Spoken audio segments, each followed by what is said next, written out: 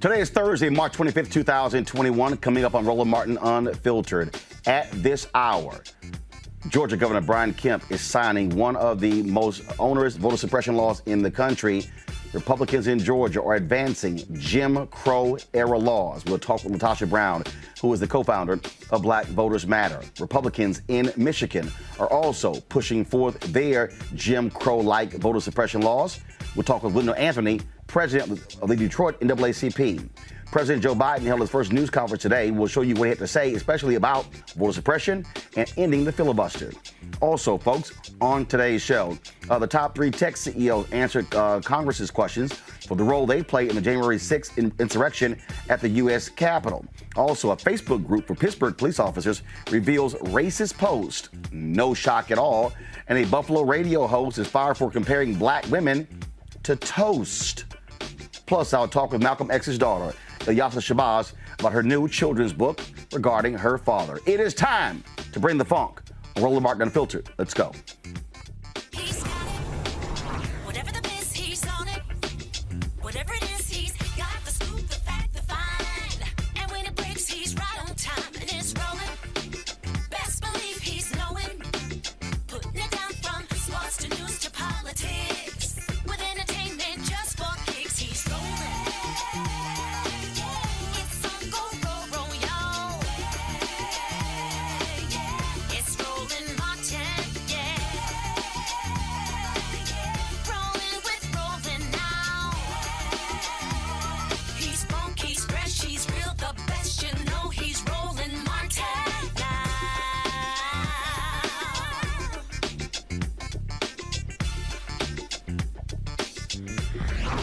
Martin. As we speak, the governor of Georgia, he is signing a new law into place that many are calling Jim Crow-like voting suppression laws. Republicans in Georgia are pissed because Donald Trump lost the state and because Pastor Raphael Warnock and John Ossoff both beat Republicans for the United States Senate. Instead of actually trying to compete for voters, what they want to do is cheat. Like I said, they want to cheat. The bill that they signed today is a House bill. This particular House bill, folks, is one that we have been talking about significantly. It is called House Bill 202. And what this is going to do, it is going to change the Georgia code when it comes to mailing absentee ballots. This is what it says, that mail absentee ballot applications shall mail such applications only to eligible registered electors who have not already requested, been issued, or voted an absentee ballot, to require certain comparisons, to remove improper names from mail distribution lists, to provide for sanctions for violations, to provide for related matters, to repeal conflicting laws, and for other purposes. Bottom line is, folks, this is the first of many efforts by Republicans in Georgia, Michigan, Texas, all across the country, because they do not like the fact that black people voted in record numbers. Joining us right now is Latasha Brown, the co-founder of Black Voters Matter. She's there live from a protest they are holding there in Atlanta. Latasha, glad to have you on the show. You know, we are out here right now. I am out at the airport. We have probably about 150 protesters. We're out on the concourse, on the Delta concourse, because one of the things that's deeply disturbing and troubling is that corporations that are based right here in Georgia that receive millions of dollars of support, of public dollars of support to bail them out, that here's an issue that we know is rooted in racism and anti-democratic reasons, that literally we expect them to stand with us. And as you said, in this very hour, Brian Kemp is saying that he's getting ready to sign a bill that is an egregious bill that not only limits voting rights, one of the most egregious parts of it is really based on the political part that the GOP will actually be able to take over the board of elections in the different counties. If they don't like the outcome, they can actually take over that. That in itself is totally anti-democratic. In addition to that, in the runoff election, you will have the Sunday voting. There will be no more weekend voting, no more Sunday voting, which what we know is black people vote 10 times greater than any other constituency group on Sunday. In addition to that, it's still the provision that criminalizes organizations like mine that give voters who've been standing in line an hour, 2 hours, 3 hours, 8 hours, water and snacks to provide some comfort care for them. So the bottom line is this is a terrible, terrible bill. It's a bill that was really designed to be punitive, to punish black folks for coming out in record numbers, but can't stop, we won't stop. We're not gonna stop. And so now we're out at the airport. We're doing a protest at each of these companies every day this week. Today we're focusing on Delta because there's no way that you can actually be a homegrown company in Atlanta, Georgia, and not stand with the people that built your company. What they are doing, Latasha, not only that, they are stripping this Republican Secretary of State, stripping power from him, removing him as the head of the state election board.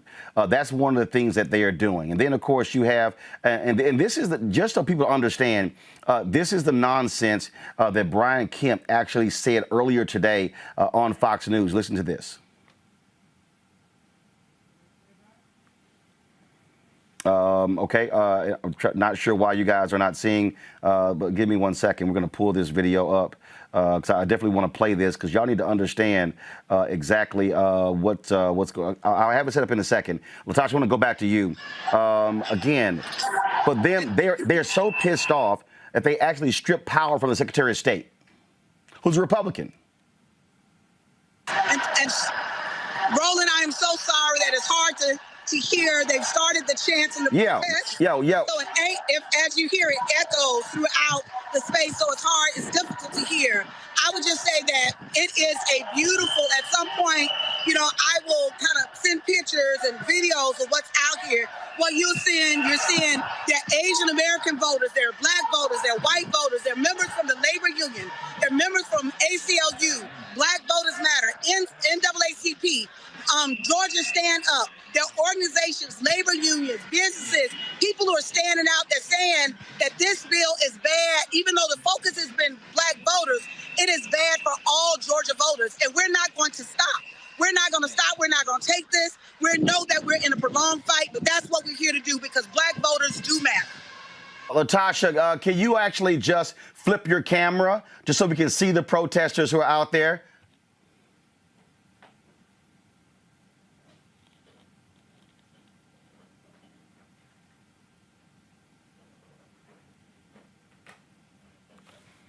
Not sure her audio, folks. Can we get that taken care of? Audio, please.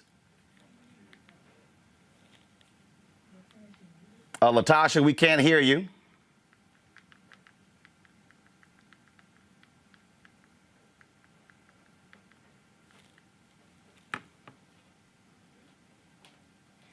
So I think Latasha may have hit her mute button, folks. But you see, as she said, about 150. No, go back to the video, please. Back to the video. There we go.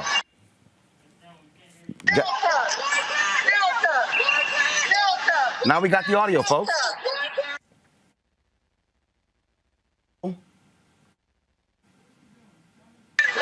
Thank you. Leave the audio.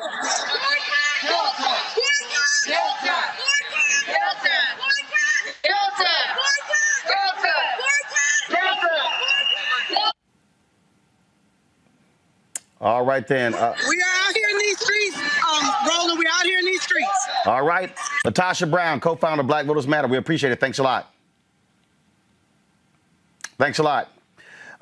Folks, again, they are there at the Atlanta airport because they want the business community in Georgia to step up and actually hold Republicans accountable for their actions. As I told you, Brian Kemp was on Fox News. Listen to the nonsense he had said earlier today. Listen. We had a 351% increase on absentee ballot by mail. And when you have the signature check process that's in Georgia, it became overly burdensome for the county elections officials.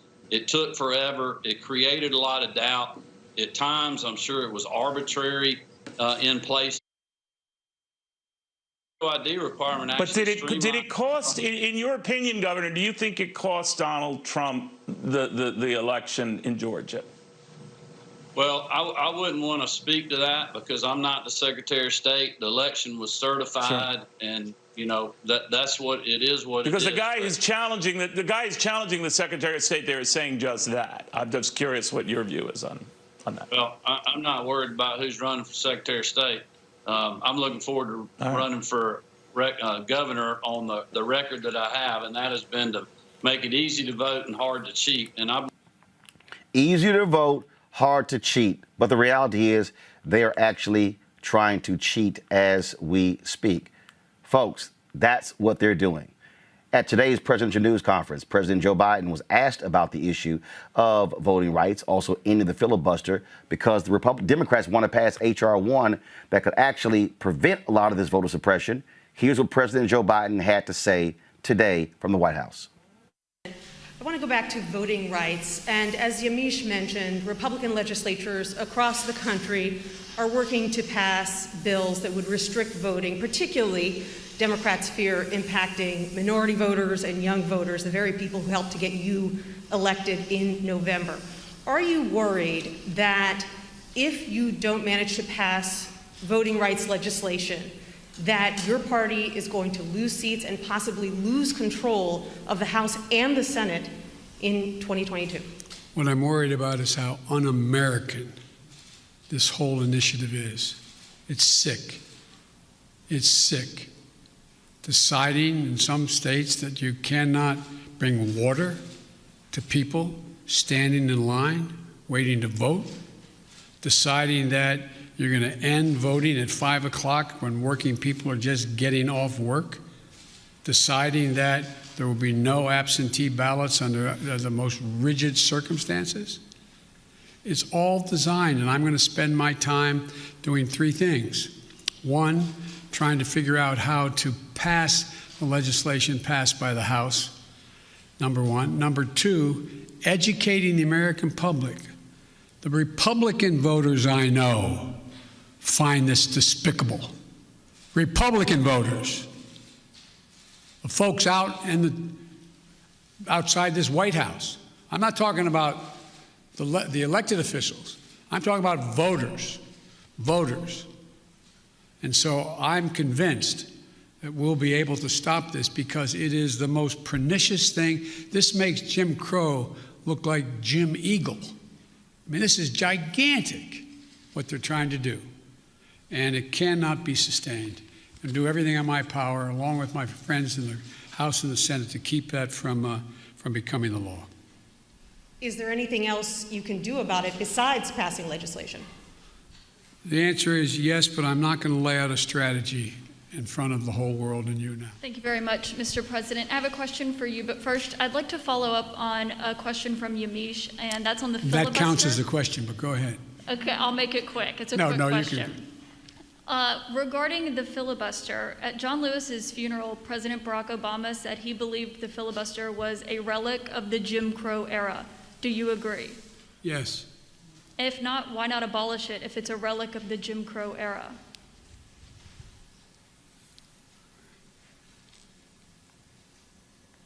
Successful electoral politics is the art of the possible. Let's figure out how we can get this done and move in the direction of significantly changing the abuse of even the filibuster rule first. It's been abused from the time it came into being by an extreme way in the last 20 years. Let's deal with the abuse first. It sounds like you're moving closer to eliminating the filibuster. Is that correct? I answered your question. Okay, I don't quite understand why President Joe Biden, if you're going to say it's a Jim Crow relic, say it's time to get rid of Jim Crow relics. My pound, Dr. Greg Carr, Chair of the Department of Afro-American Studies, Howard University, Brittany Lee Lewis, political analyst, and then joining us in a bit, Amisha Cross, political analyst and Democratic strategist. Folks, pull the panel up, please. Thank you very much. Greg, I want to start with you. This battle that we are dealing with right now, this back and forth that's going on here, Republicans are very clear what they're doing. They have a very clear desire to cheat. We see what they're trying to pass. You listen to the lies of Governor Brian Kemp right there on Fox News. They were absolute lies. They're showing exactly who they are. The reality is, if you're Democrats in that video right there, you can say, Joe Biden, you can sit here and condemn it, but when you're asked, you can't stand there and take a long pause and give, frankly, a BS answer when you're asked, is it a Jim Crow relic? Yes. Well, isn't it time to get rid of Jim Crow relics? Dude, say it. Enough is enough. Get rid of the filibuster. If you look at the history of the filibuster, no, the filibuster has been used to stop nothing more than civil rights legislations. That has been how it has been wielded. White Democrats have got to have the guts to say it must go. Or not, clearly. Roland, as we see, I respect Joe Biden's position. He thinks there's something called the United States of America that has an identity. And so when he says that this is un-American, of course, he's historically inaccurate. But when he says it's despicable, he's correct. A little bit later in that press conference, when asked if he was going to run again, he said yes. And then they asked him, oh, well, so what's your strategy 3 years now for? He said, hold on. I have no idea whether there will be a Republican Party. Do you? There were enough tells in that press conference to let us know where Biden is headed, I think, where he's being pushed by Cliff and Latosha, by you, by all of us. He's being pushed, and the Democratic Party is being pushed to make a choice that's going to require a strategic type of intervention. Now, here's where I think the Republican Party, and shout out to Brian Kemp. I love Brian Kemp. In the tradition, the racist tradition of the Talmadge father and son, who were once governors of Georgia. I like Brian Kemp because Brian Kemp's a white nationalist, as you said. The Republicans are not obstructionists. They are secessionists. This is the next generation of a civil war that we saw previewed in the 1850s and 1860s, the John C. Calhouns and others. They are either going to have the white state they want, the ethno state they want, or they're going to destroy the country. So when Joe Biden, he really isn't walking the fence there. If we listen back and forth, even when the conversation about filibuster today, he basically said, we're going to blow up the filibuster. He didn't say it directly. You're right. Because I think that would overplay the hand. I think his strategy finally, and the strategy of the Democratic Party, is going to be to try to use the momentum of these polls and the voters. That's why he talked about the Republican voters, to get them in a position to try to either tiptoe past the graveyard, retain a majority, flip the Senate in a year and a half, and then move forward. Or, and this is what I think is more likely is going to happen, they're going to abolish the filibuster if they can't get the talking filibuster as a compromise. They're going to abolish the filibuster sometime this summer at the latest. Joe Manchin, you blow-dried fake cosplay coal miner. Joe Manchin, you tool of the special interest. Joe Manchin, it's over, baby. Your country's over. And you're going to have to make a decision as to whether or not you're going to stand by while black people, brown people, and other folk put Coca-Cola, put Delta, put Home Depot on blast, and ultimately show these white nationalists that we're not about to bow down. We need some villains. Shout out to Brian Kemp. Good job, baby. Brittany, the thing here as we look at this whole deal, and Dr. Carr's absolutely right. I mean, Joe Biden, President Biden, has been cagey in terms. He knows they have no choice but to get rid of the filibuster. They don't want to say it because they don't want to, rile up Republicans. But here's the whole deal. You got no choice. You have no agenda. You cannot pass all these bills through reconciliation. And then you have Kristen Sinema, who has to be stuck on stupid because this is going to impact her running for re-election. The Supreme Court is voting on, deciding on a lawsuit challenging Section 2 of the Voting Rights Act, specifically in Arizona. Okay? That's clear. Manchin can run around and defend this whole nonsense, and they can all this little cute ass game of all bipartisanship.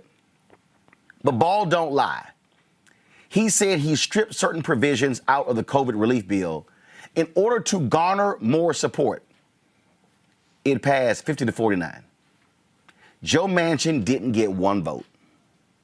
See, so all this little cute talk of, oh no, we got to secure more votes. You're not going to get it because the Republicans are playing a level of hardball that Democrats don't necessarily want to be able to counter. Call me 1 second. Is this Governor Brian Kemp live? Go to it, please. Understandably led to the crisis of confidence in the ballot box here in Georgia. While I am no longer Secretary of State, as governor, I was the first to call on Secretary Raffensperger to complete an audit of signatures on the overwhelming number of absentee ballots that were cast during the election. I did that 4 times publicly. I was the first to call for a change in state law through the legislature that would implement a photo ID requirement on all absentee ballots.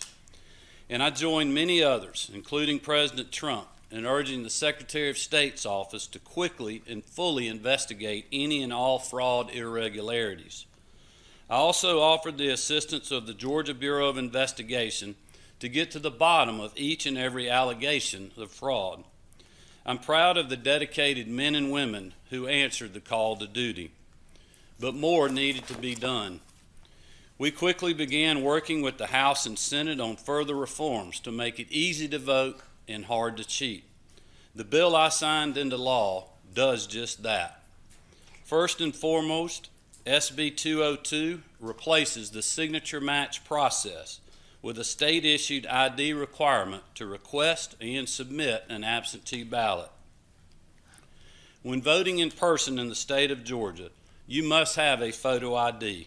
It only makes sense for the same standard to apply to absentee ballots as well. For example, the November 2020 election saw a 350% increase in the use of absentee balloting, over 1.3 million absentee ballots total when compared to Election Day in 2018.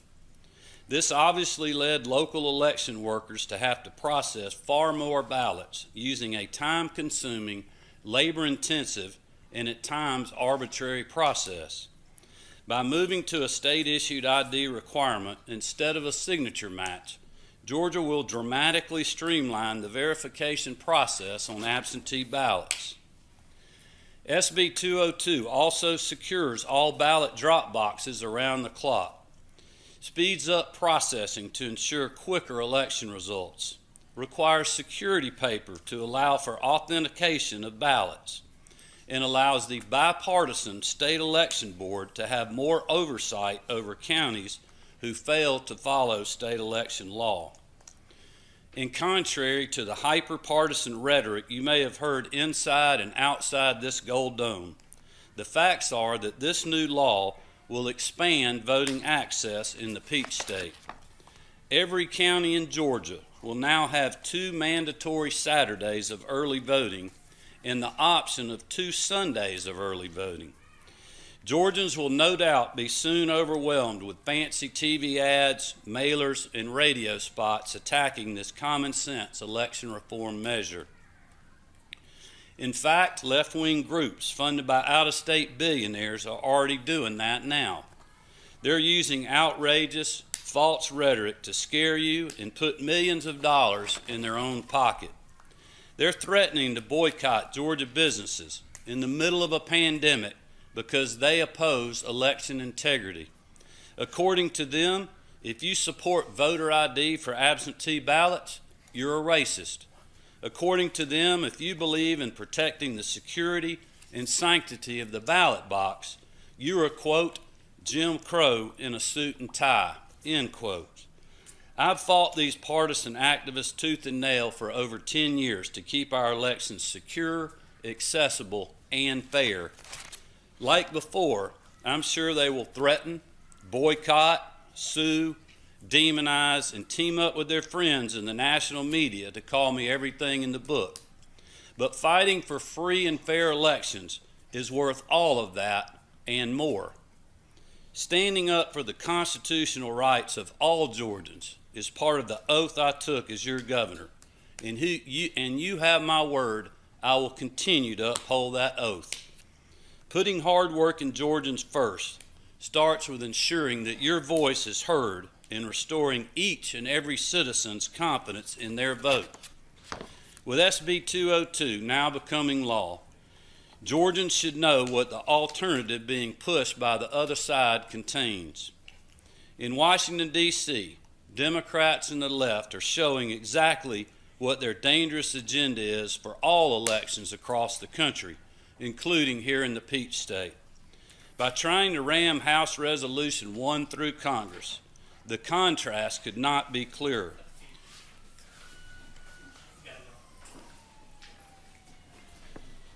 While strengthening our voter ID laws here in Georgia, H.R. 1 would remove ID requirements on voting. What's the problem?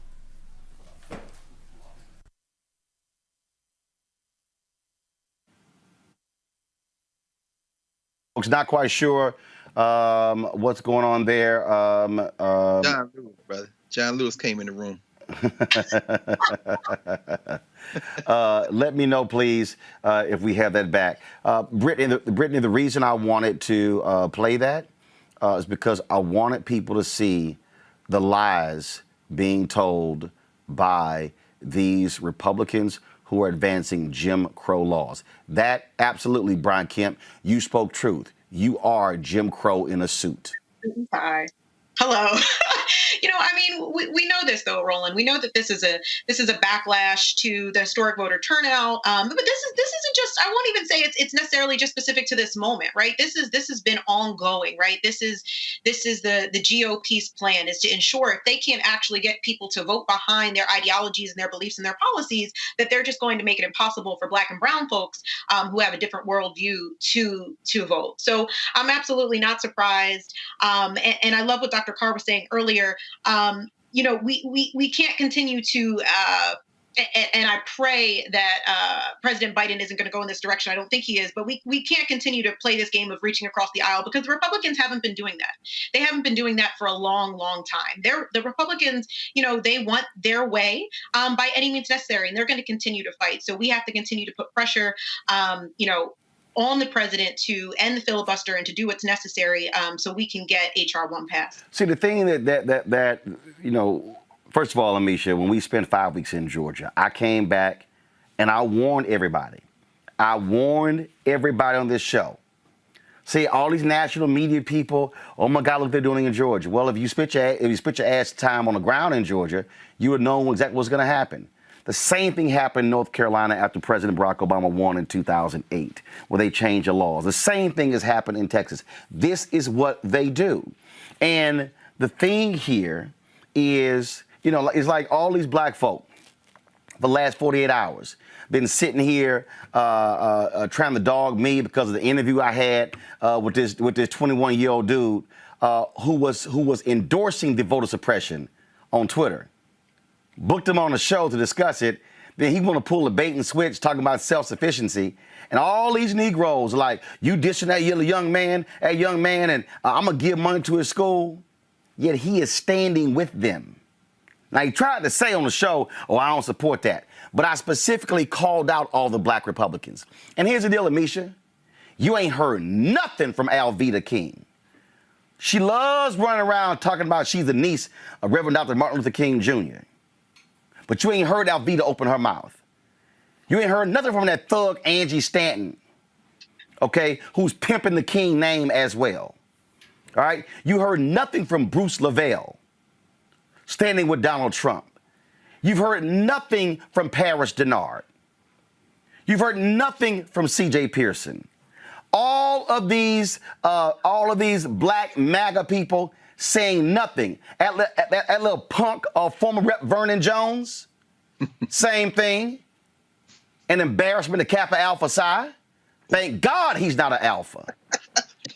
But all of them, all of these black Republicans running around scared, wimps, don't want to criticize anything. And then we're trying to sell us on vote for that thug Donald Trump.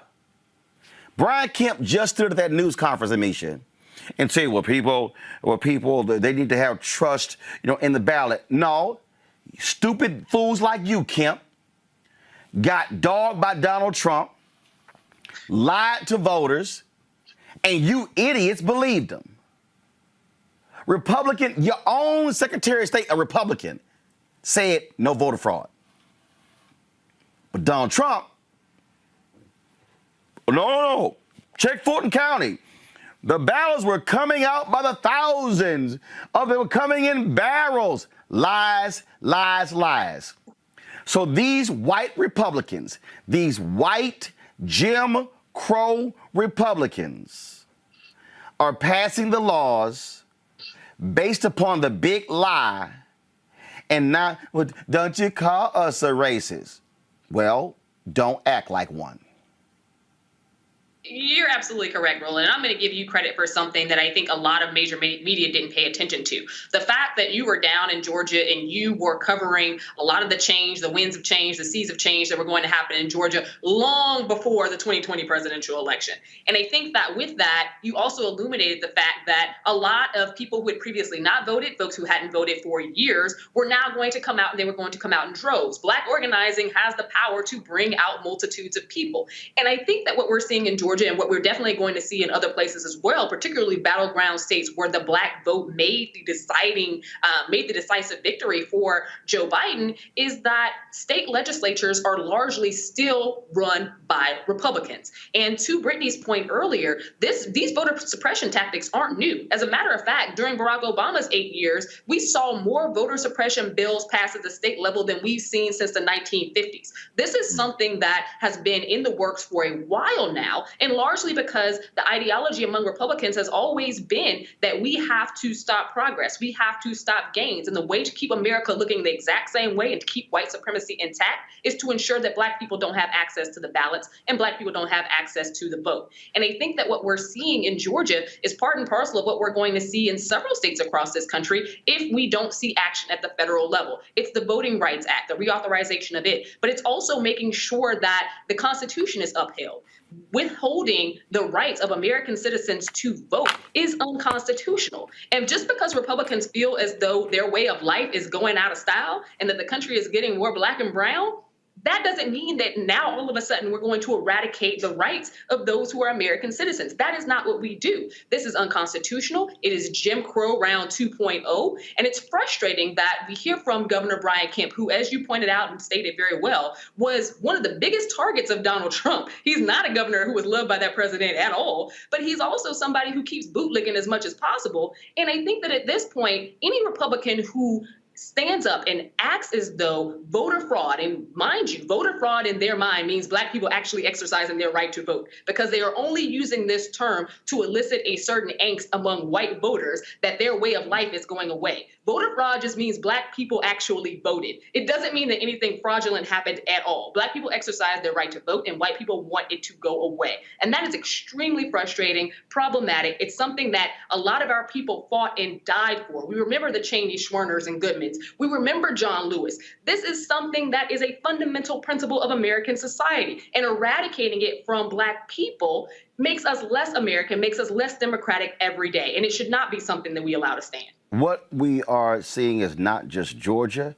In Michigan, Republicans, they put forth 39 voter suppression bills. Folks, 39.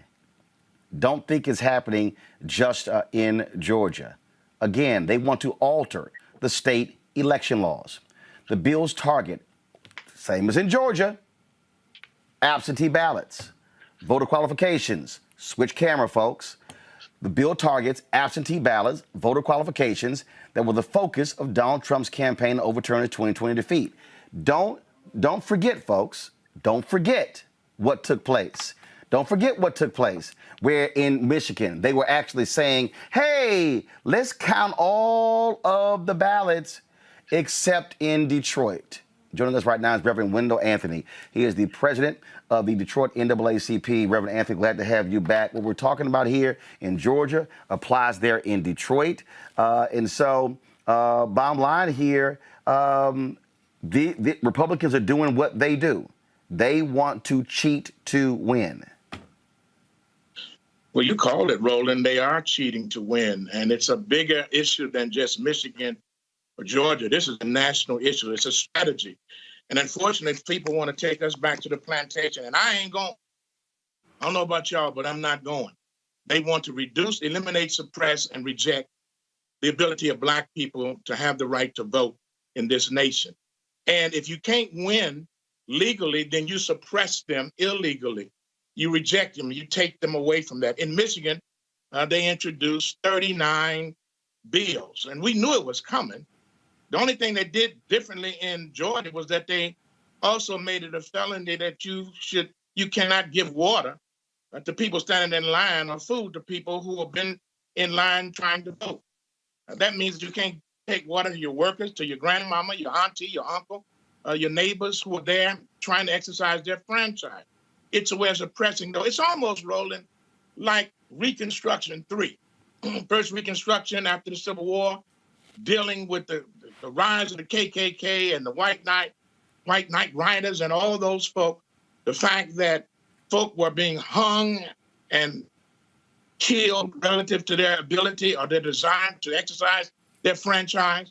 And then after we got it later on, Jim Crow, Esquire, getting the Voting Rights Act, then the poll taxes, all the stuff that they put into place to counter that. And now we're faced with this rejection of the ability of Black people to come together and to vote. When their people, their leadership, William Barr said there was no indication of voter fraud. Chris Craig said there was no indication of voter fraud. We had the best and most secure election in the history of the nation. You remember when Mike Pence and Chris Kobach was put in charge of the bogus Integrity Commission, Voter Integrity Commission. They went out of business because they could not find any voting disparity issues. They went out of business. The Brennan Institute has indicated that this is a false issue. The ACLU has indicated the same thing. Lindsey Graham said that if we don't stop this move to vote, then there will never be another Republican elected as president. Therefore, we got to stop it. So this is a strategy. It's intentionality. There is no voter fraud, y'all. The fraud is these people who have created it. It is a remedy in search of a situation that does not exist. And the only alternative to it is that we must pass H.R. 1 and the For the People Act. We must vote, and we must vote. We got to come out in numbers. We cannot allow this to stop us or deter us. We got to come out in numbers, y'all. And if you ever thought that your vote did not matter, look at what they're doing now. If it did not matter, they wouldn't be trying to cheat. If they did not matter, they would not be trying to steal. If they did not matter, they would not be trying to stop you, eliminate voting ballots, eliminate absentee ballots, stop early voting, stop the fact that you have the ability to take your souls to the polls on Sunday and Saturdays and vote like your life depends upon it because they're losing. We are winning, y'all. That's the issue here. We are winning and we must continue to win. We got to fight rolling until we win. It ain't over until it's over. And we cannot throw in the towel. Fannie Lou Hamer said it well. I'm just sick and tired of being sick and tired. And if you're sick and tired of being sick and tired, then get up and work and change the situation in the course of this nation. We have the ability to do that. What you laid out is precisely why when I saw the poll numbers in Michigan, when Senator Gary Peters was down to a Black Republican, I called you, I called others, and I said, I'm bringing the show there to elevate Senator Gary Peters because the reality is that Black Republican, and let me be real clear, y'all, that Black Republican made it clear he was standing with Donald Trump. Oh, no question. He said he supported Donald Trump, not 100%, not 200%, 2,000%. He supported Donald Trump 2,000%. Can you imagine, Roland, if he was in the position of being governor now with these 39 bills that this raggedy Republican legislative body has put up, he would sign it. But thank God, in a discussion this morning with our governor, Gretchen Whitmer, she went on record and said, I have the authority of the executive. I have a pen and I will exercise my authority and it gives me veto power and I intend to utilize it. And see, for all, and let me just go ahead and put it out there, okay? Let me just be real clear. I got all these black folks sitting here, man, you talking about voting for Democrats. Y'all, it's two damn choices. It's two choices. And see, here's the deal. If we did not go to Detroit to give an assist to Senator Gary Peters, if we did not sit here and light into John James every single day and expose his record, if the black folks in Detroit did not turn out the way they did, everybody listen to me right now, the Republicans would be controlling the United States Senate. No question. The COVID bill wouldn't have passed. If we did not take out John James in Michigan, Mitch McConnell right now would be the Senate Majority Leader. So for all y'all who are like, Roland, I don't know why you keep talking about voting. Well, guess what? We ain't even having an H.R. 1 conversation, a George Floyd Justice Act conversation. We ain't even having a conversation if they were in charge. So a whole bunch of y'all can sit your punk asses at home and talk all this stuff, and you can criticize. And let me be real clear. Ain't no way in the hell Democratic Party perfect. Because, see, Senator Gary Peters is now the chair of the Democratic Senate re-election campaign, the DSCC. Right. And I'm going to make it perfectly clear to him, because he owe a brother, that they going to have to spend more money on black media. They're going to put more resources in these campaigns. But see, Reverend Anthony, what gets on my nerves are all these fake-ass black YouTube historians, these wannabe folk who can't even carry Greg Carr's bag, who think they know politics, and they spread BS, and then folks like, well, man, I ain't gonna vote, I ain't gonna do nothing. Well, if you don't think public policy has an impact on your life, you are out of your mind. Can you imagine where we would be if Trump was still in the White House?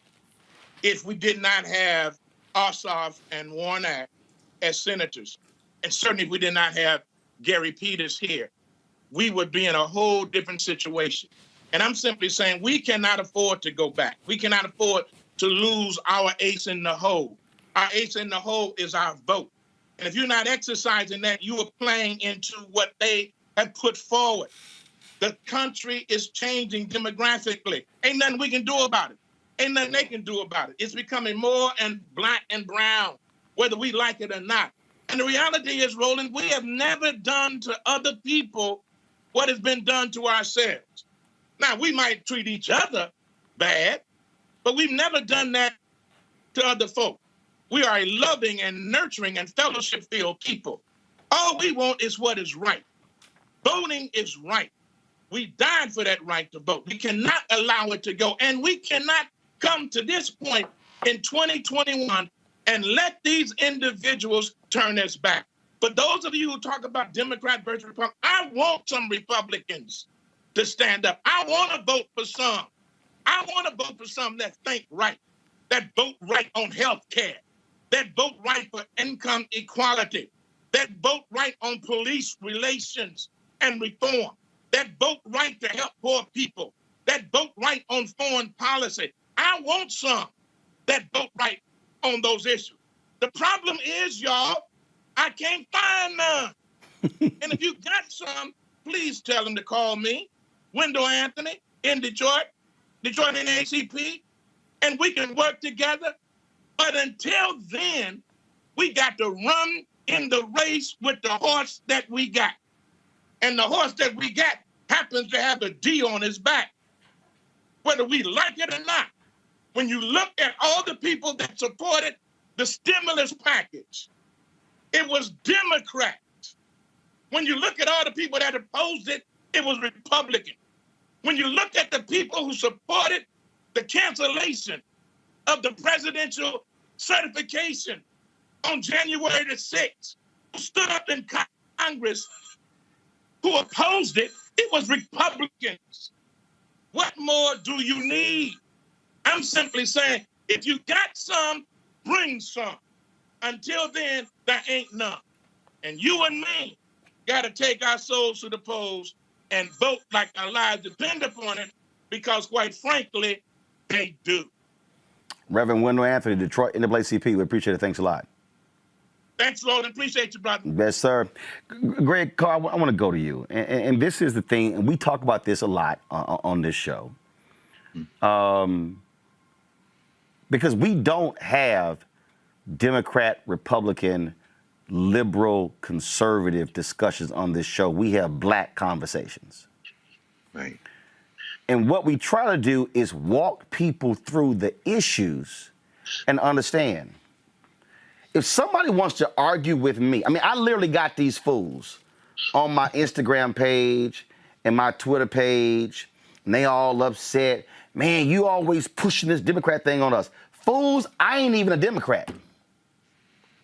I have never, ever self-identified as a Democrat in my life.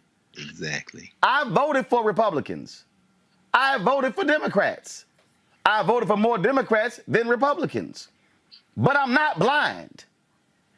Reverend Anthony just said there was a $1.9 trillion COVID relief bill. Not a single Republican in the House and the Senate voted for it. 172 Republicans voted against the Violence Against Women Act. Not a single Republican. All y'all folk out there hollering reparations, show me a Republican who's on record saying they support it. All I'm saying is this here. If I'm living in a world where there are two parties and one gonna win, then I've got to first make a choice. Who is more likely to at least listen to a conversation with me? Hell, who gonna take a meeting? That's first. That's right. Two, who gonna show up to black media? That's second. And I ain't forgot Nancy Pelosi. You still need to come here. But third, who am I likely able to apply pressure to get them to vote the way we want us to vote? We got to have folk stop playing games, because this what's happening in Georgia and Michigan and Texas and Florida and Tennessee and Arkansas and North Carolina and South Carolina and Louisiana, that's where our people are living. That's right. That's right. And Roland, every state you mentioned, with the exception of Louisiana, has not accepted the Medicaid expansion. Those federal dollars, our tax dollars, which are available to them. Brian Kemp, again, much respect to that punk, is a paper mache racist. He doesn't have the heft and the weight of a George Wallace or Eugene or Herman Talmadge, his predecessors in the Georgia State House. And listening to you, Brittany, and you, Amisha, it's very clear what you all are reminding us of is that we've been here before. And Amisha, when you say that they passed all these voter suppression laws during the Barack Obama presidency, that's absolutely right. Reverend Anthony is also correct. We're not going back. Your little tissue paper experiment is getting ready to dissolve. So when people call this an existential threat to democracy, I have one little corrective. There's never been democracy in this country. There's only been struggle. And we've always been very clear as Black people what our permanent interests were. So, you know, I look over your shoulder, Brittany, and I see that Hubert Harrison biography. In volume 2 of that biography, Eslanda Robeson, the partner of Paul Robeson, Nannie Helen Burroughs, and them told Black people in New York in the 1917-18, do not vote for the right to vote for women. Now, that may seem counterintuitive, but what they were saying is these white women in the feminist movement are also white supremacists. So they're not including us in the conversation to pass this legislation in New York State and the 19th Amendment conversation at all. And so we're Black, and people say, why would those Black women vote against their interests? They're not. They have a very clear lens on interests. So I think what is happening finally now, what we're seeing is if we don't understand where we have been, which is why I was watching last night and the night before, and I was like, man, Roland, I love you, brother. Don't even give that young brother a conversation that takes up too much time, because as a teacher of young people, I understand if you don't know, you're doing the best you can with what you know.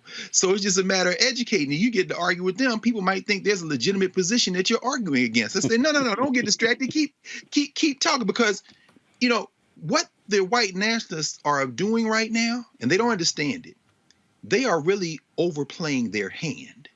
When those poor white people in Georgia who think Brian Kemp represents them with that fake, that's the other reason he's a paper mache racist.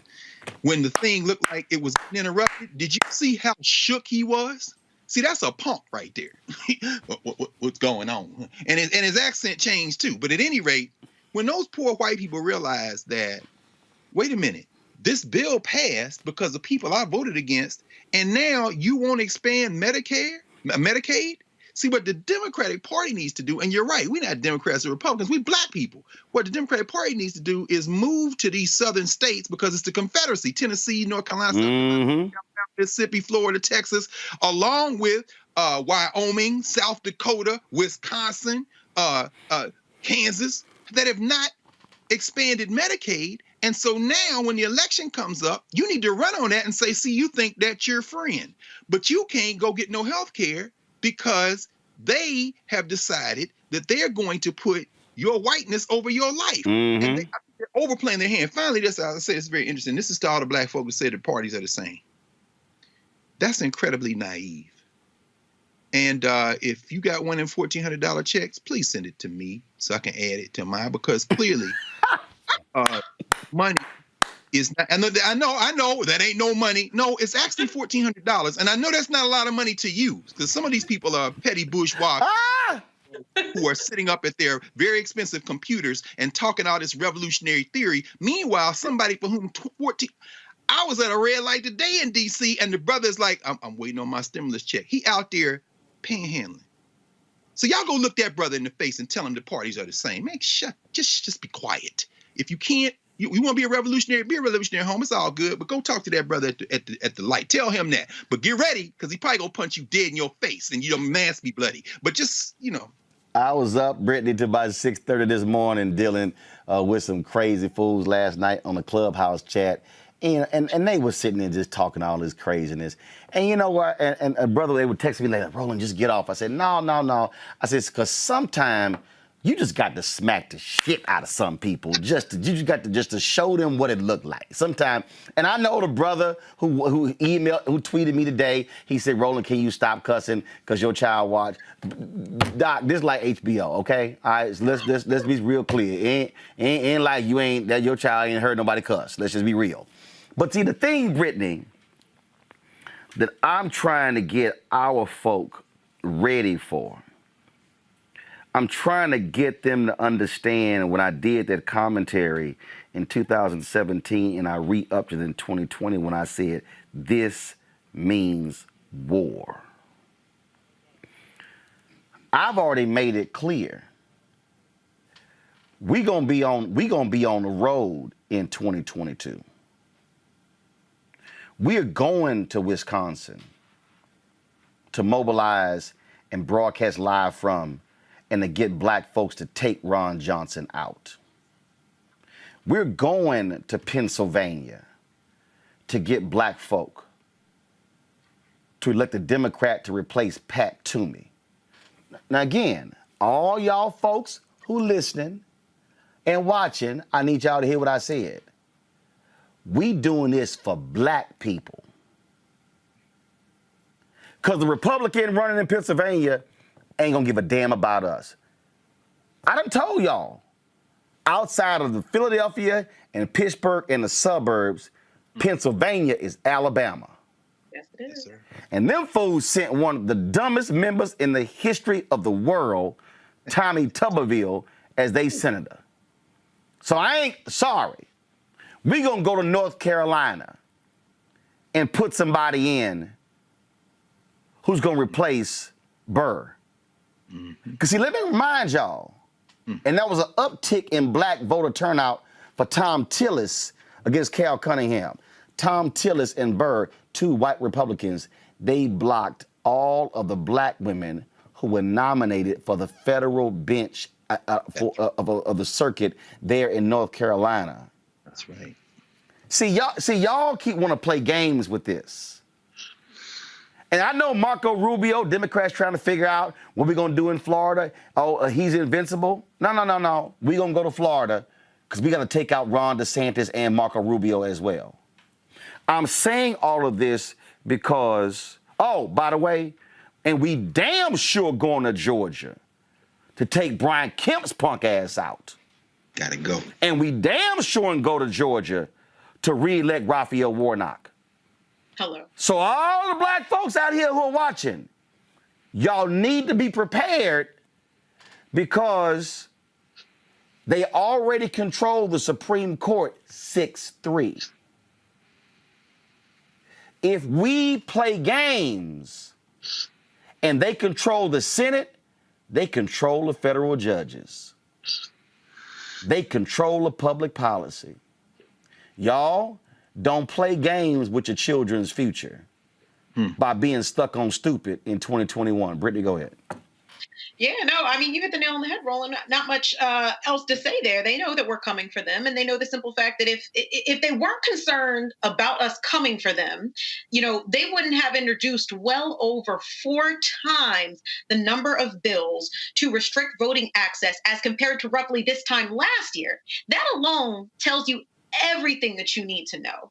But that's in the American tradition, right? Is to fight against the black vote and to not allow us to have to be a part of this failing American project, if you will. So, but we're going to continue to show out. We're going to continue to fight in masses and numbers. And I have no doubt that we are going to, the time has come. We are at, I like what the gentleman said earlier. We're at the third reconstruction, if you will. The time has come. Misha, final point here. I've been using that language. This is the third reconstruction, and I've been using it for a reason, because the wake of the death of George Floyd, we've seen this awakening. But see, the problem is that first reconstruction, Du Bois' book had it at 20 years. It's really 10, 12. Others had it a longer period of time. Most folks don't call the Black Freedom Movement the second Reconstruction. Manning Marable's book lays out a longer period, what he called the second Reconstruction. But if you use the death of the murder of Emmett Till, August 28, 1955, or if you want to go Brown versus Board of Education 1-2 in 54, and then go through King's assassination in 68, you could say the second Reconstruction lasted 14 years. The third Reconstruction has to fix what the first two did not do, and that is focus on the money, which means that it has to last longer than the first one and the second one. So this needs to be at least 20 years. This is 2021. So if the third Reconstruction lasts at least 20 years, we've got to be locked and loaded all the way up to till 2041. And by the way, y'all, by 2039, a majority of the working class in this country will be people of color.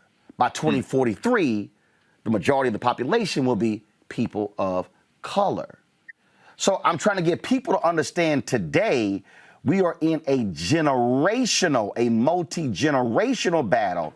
So what happens this year and next year sets up not 2024, but 2044.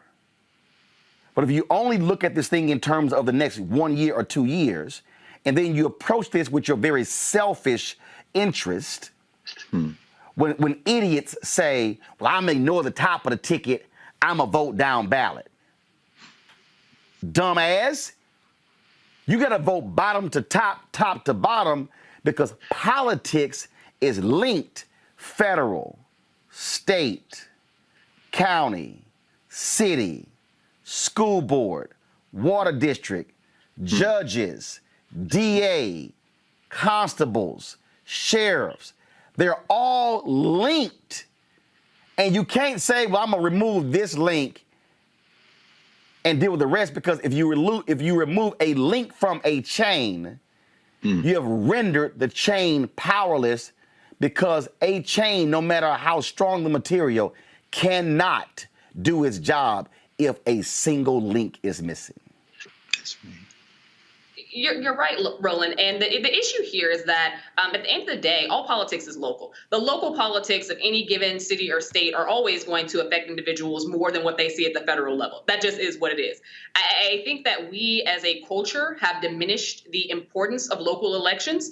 That's why we see more people come out every 4 years than we will ever see in mayor's races, than we will ever see in state house races. And right now, state legislatures are the ones that are basically shutting down, pushing against, and fighting against all things that elevate African Americans. It's very frustrating to me that consistently, and even with the stats that you gave before asking your question, yes, America will be more brown, will be more people of color within the next few years. However, just because you have population increases doesn't mean you have economic gains, and it definitely doesn't mean that you have power increases. So there's a lot that has to be done within the next few years to ensure that we get to that next level of Reconstruction, that part of Reconstruction that was left out of the first two, meaning that the economic gains, meaning that force and that power that not only aligns us in equity, but also ensures that we are not consistently behind 4, 5, 10 times the rate of personal wealth, of family wealth that we see within the white community. That's where reparations comes in. But beyond that, we need to have equity in our systems that create that balance. That means education, that means healthcare, that means housing,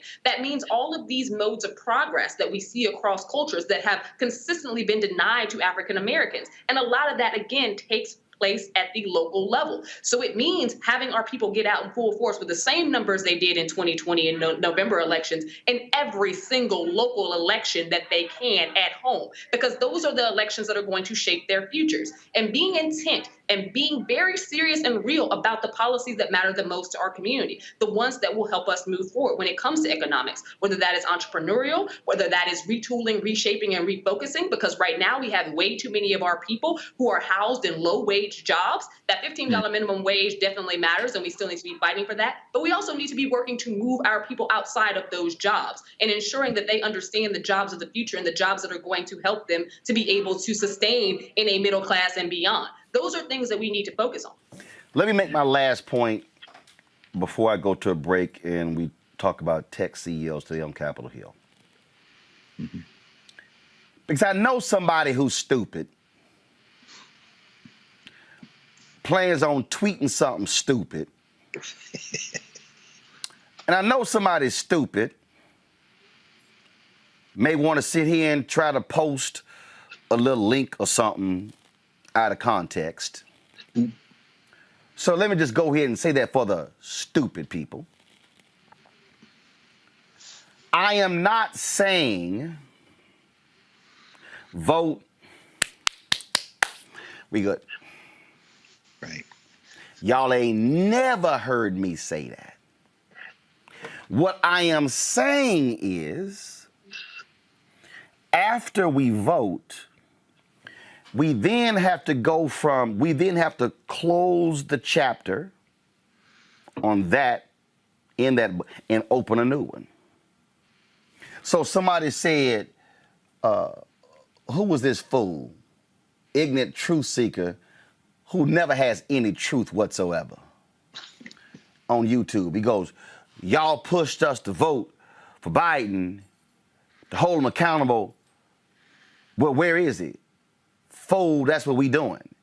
Are you not paying attention to the conversation? Right. I had a fool tell me, Greg, well, see, that's why we should have got the tangibles and the commitments before he ran. He can't pass a bill. Civics 101, many people clearly have failed. Joe Biden, President Biden, and Vice President Harris could have promised the world. Congress passes bills. They can advocate, they can't pass bills. In fact, civics lesson, a president can't even introduce a bill in Congress. Right. They can write it, they can prepare it, but they literally have to give it to their party to present. So what we are doing is holding President Biden accountable. See, all these folk who've been running their mouths this week about Tamika Mallory. See, this is what happens when your target is wrong. Y'all find what Tamika said at the Grammys and let me know when y'all have it ready. All this week, folk have been trashing and dogging Tamika and Black Lives Matter and Ben Crump and Sean King, all based upon comments from Samara Rice and Lisa Simpson. But here's the problem with that. While y'all been talking about Tamika, y'all ignored what she said in the speech. She said, we got to hold Joe Biden accountable. Do you see what happens when you get off focus? Play it. It's a state of emergency. It's been a hell of a year. Hell for over 400 years. My people, it's time we stand. It's time we demand the freedom that this land promises. President Biden, we demand justice, equity, policy, and everything else that freedom encompasses. And to accomplish this, we don't need allies. We need accomplices. It's bigger than black and white. This is not a trend. This is our plight until freedom. She specifically said and looked at the camera, President Biden. But the whole discussion this week has not been on Biden. It's been on her, literally just speaking at the Grammys. See, that's what happens, y'all, when you allow yourself to get played. When you allow yourself to get thrown off focus, thrown off kilter. Biden could not, as Greg noted, he couldn't come out against the filibuster, which means that black folks, y'all should be calling Joe Manchin's office every single day. Come on. Y'all should be calling Kristen Sinema's office every single day. And Tim punk ass Scott too, Roland. Yep, Senator Tim Scott, who is no Senator Ed Brooke. That's right. That's right. You can't, Senator Scott, you can't claim the legacy of Senator Ed Brooke when he stood up against his own party when they were standing with Southern Dixiecrats and were filibustering the Fair Housing Act in 1968. That's right. You, Senator Tim Scott, you are no Colin Powell, who went to North Carolina and while the governor was sitting in the audience, called him out for the voter suppression laws. Don't come to me with your silly ass woke nonsense. Have some guts, Tim Scott. Find some roots in your shrimp and grits. Stop being scared of your own party. Man,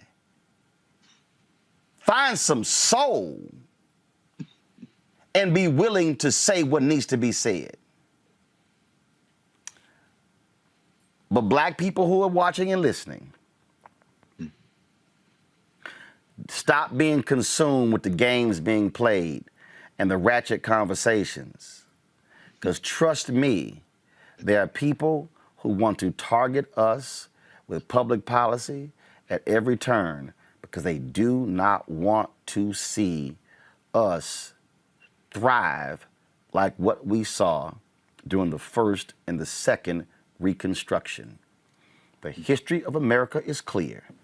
At every point in American history where there has been black success, it's been followed by white backlash. That's right. What you saw with Trump after Obama was white backlash. We now got to make sure that we don't let the white backlash get back in control. So what are y'all prepared to do? Y'all know what we prepared to do. We here every single night, 5 days a week. giving them hell, and we ain't backing up. And as long as God gives breath in my body, I'm going to straight bring team whip that ass to every single Republican who is standing in the way for us voting. And for every weak-kneed Democrat, we gonna whoop them tricks too until they do what's right. Y'all can either roll with us, but it's all good. Because sometimes you got to roll by yourself to let folks know you're not playing. I'll be right back. Georgia lawmakers have unleashed an all-out attack on voting rights this year, including through the introduction of more than 80 anti-voting bills since the legislative session began in January. Two of the worst voter suppression bills in the nation right now are SB 202 and HB 531, and they are rapidly moving through a flawed and non-transparent process in the Georgia General Assembly. It should come as no surprise that these bills are a reaction to increased participation by Black voters. That context is critical to understanding the purpose and impact of these voter suppression bills. Georgia lawmakers want to restrict voting access by significantly restricting the use and availability of secure drop boxes, by restricting the ability for voters to cast provisional ballots, and by adding new ID requirements for absentee voting. They're also seeking to allow for unlimited voter challenges, which is particularly troublesome given that just this past January 2020 runoff, tens of thousands of Georgia voters were subjected to baseless, untimely, and potentially discriminatory voter challenges. Georgia lawmakers want to criminalize people for giving out free food and water to voters who are standing in extremely long lines, can last anywhere from 2 to 5 to even 10 hours. The NAACP Legal Defense Fund is in partnership with a coalition of on-the-ground partners, including Black Voters Matter, All Voting is Local, and Fair Fight, to push back on SB 202 and HB 531. If you live in Georgia, please call the Georgia General Assembly line and ask to be connected to your representative.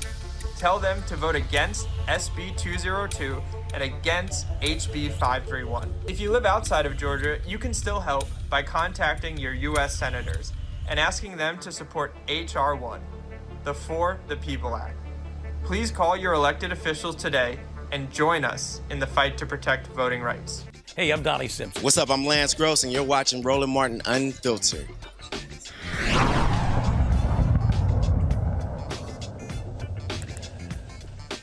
Well, you know, big tech matters, folks, in this country, and social media executives answered to Congress today for their role in the January 6 attacks on the U.S. Capitol. Facebook, Mark Zuckerberg, Twitter's Jack Dorsey, and Google's Sundar Pichai all appeared virtually before a joint House committee.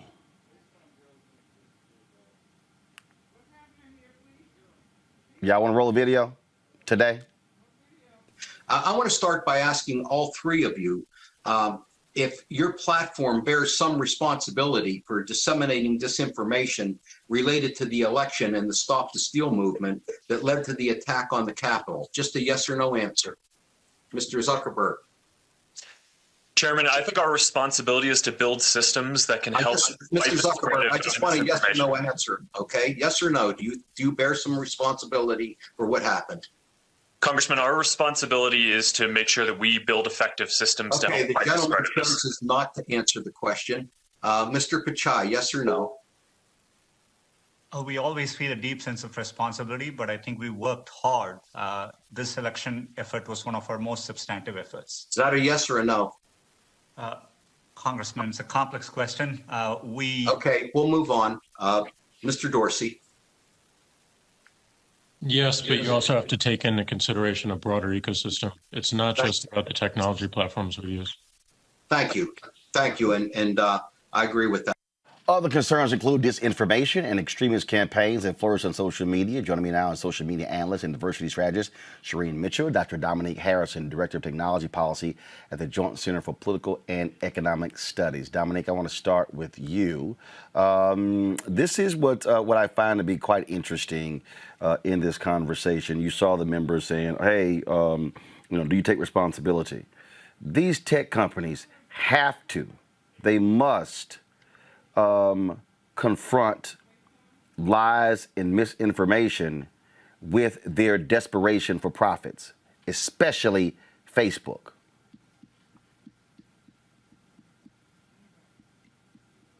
Dominique, go ahead.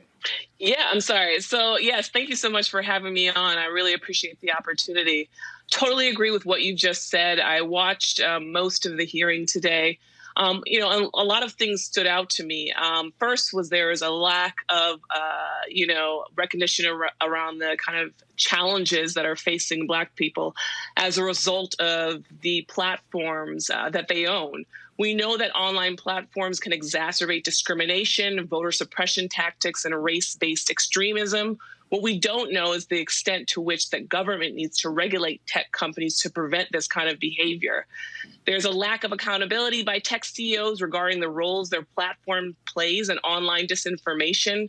Their company codes of conduct, ethic boards, stakeholder groups, all kind of self-policing activities are not enough.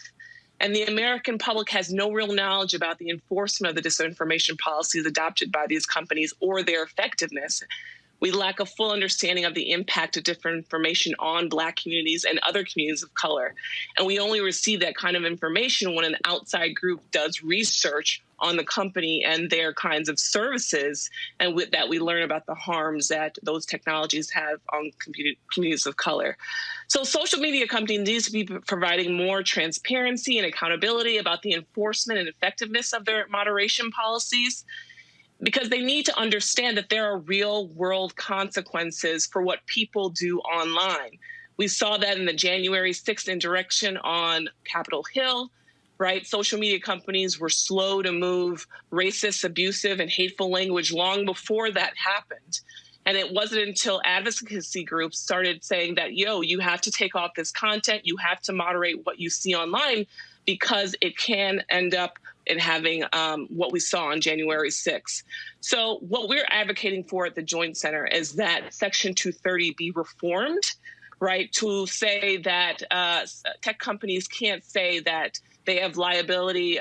They're shielded from taking down content that's racist, right, or that espouses hateful messages, and that has discriminatory outcomes on Black communities. So that's just a little bit of what I saw today. Shireen, when I talked about, again, the business plan, the reality is this here. Facebook has made billions off of the misinformation. The reports have all come out how they, during the last 4 years of Trump, they literally paved the way for right-wing people, Dan Bongino, the Daily Wire, Ben Shapiro, folks like that. Breitbart. They literally changed the rules because they knew these crazy white conservatives, they eat that stuff up and they consume and spend so much time and money there on Facebook. So they've got to own up to them creating the financial system to allow it to thrive for misinformation and lies and terroristic activity to go unabated. So I would have to agree in multiple forms based on this, Roland, in terms of what you're saying. And I also want to agree with what was just said. It's not only that they're benefiting from it, but it's also that they also are profiting from it. They're profiting from the hate. They're profiting from the anger. And we also know, though, that with the last few reports is that literally they have the AI to stop hate speech on the platforms, but they're deciding not to do it because they feel like it's biased to one political party versus another. That's a choice that they're making. If this is even across both political parties, then were fair to say hate speech should not be on their platforms. But what they're doing is they're trying to basically say there's certain portions of this that's free speech, and there's certain groups of people get more privilege than others, and that's what's different about their quote unquote following their terms of service, which they're not. But they are actually allowing the harassment, they're allowing extremism, because they're basically saying, hey, this is free speech. What they're doing different in America versus in other countries is that what we're dealing with is them saying, hey, if it's a foreign actor doing this, we will take it down and we will respond to it. But if it's a domestic actor, we'll leave it, because this, the freedom of speech for Americans is different, even though that freedom of speech can include incitement to violence, death threats, or targeting certain groups of people. And something really important that Zuck said today, Zuckerberg, was that he was okay with Section 230 being changed with two caveats, which is, making sure there's clearly illegal stuff is being added to the Section 230. When you say clearly illegal, that also means that you can't use domestic terrorism as a framework, because there's no law that focuses on domestic terrorism, and there's no law that makes it possible to call out what we have been dealing with, which is white domestic terrorism in this country, which is what the insurrection ended up being. So there's this fine line that they're also trying to walk through in terms of the legislation and regulations, things that they're agreeing with.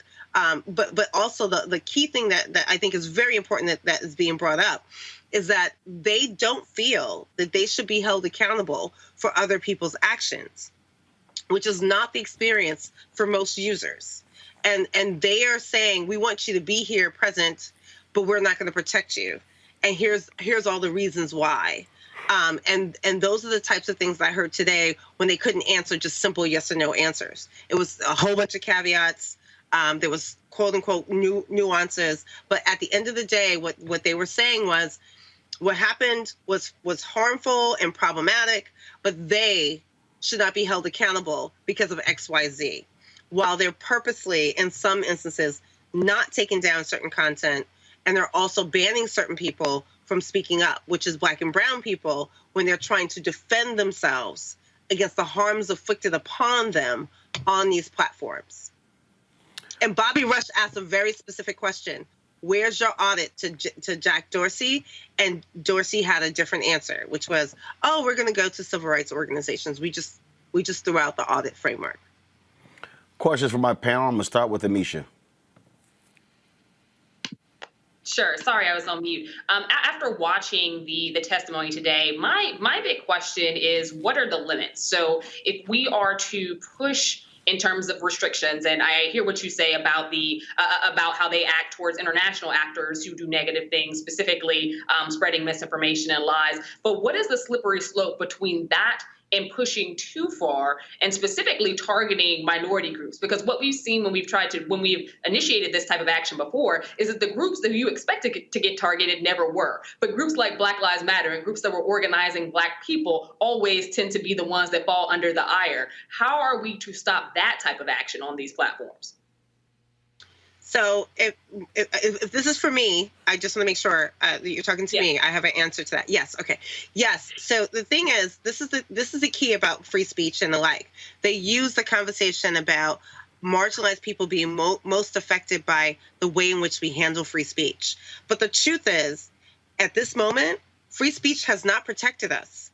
And they're not protecting us right now in this moment. They're not using that free speech model for the Black Lives Matter people, for us. They're actually in opposite, basically banning us and suspending us for speaking up. And so when people say to me, well, what happens next if this will be a bigger effect on Black Lives Matter or anyone else, it's already happening. What we're not doing right now is calling out the fact that it's already happening, and what we need to do right now that is not being covered. It isn't about the right for people who are inflicting harm, who are inciting violence. We're protecting them over us protecting those people who are being targeted. And we need to rethink that.